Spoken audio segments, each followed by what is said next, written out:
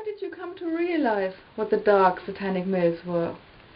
It was the opening sequence from the film The Full Monty that showed me what to look for, and then the stars did the rest.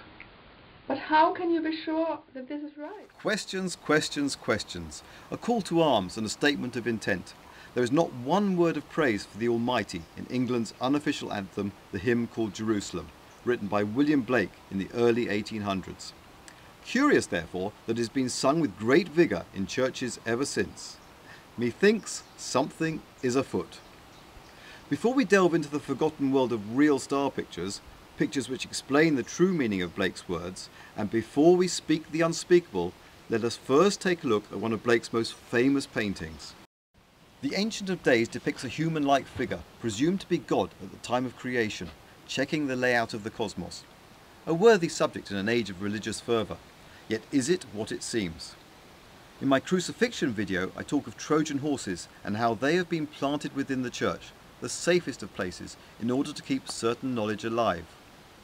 These Trojan horses invariably contain curious details, and one of the curious details here is that the Ancient of Days is using a man-made instrument.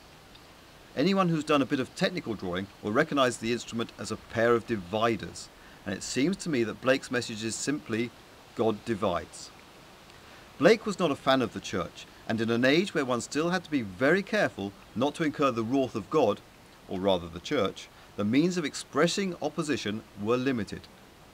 By combining Jerusalem with real star pictures, it becomes possible to see, literally, Blake's most well-known work for what it is, an explosive Trojan horse. And the time has come, it seems, for someone to light the fuse. Before I do, a word about the video. Seeing the star pictures themselves requires practice. Sometimes it takes me several nights to really get the picture.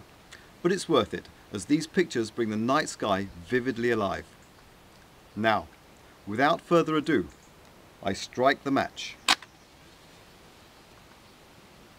For these dark Satanic Mills are tinder dry.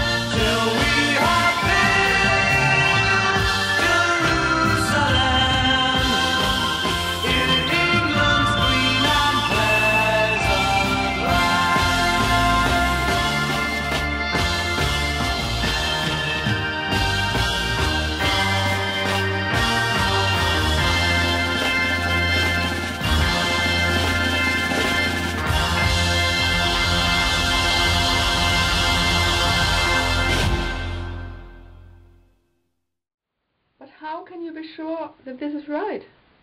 Well, because mine eyes have seen the glory of the coming of the Lord, and it's quite a sight.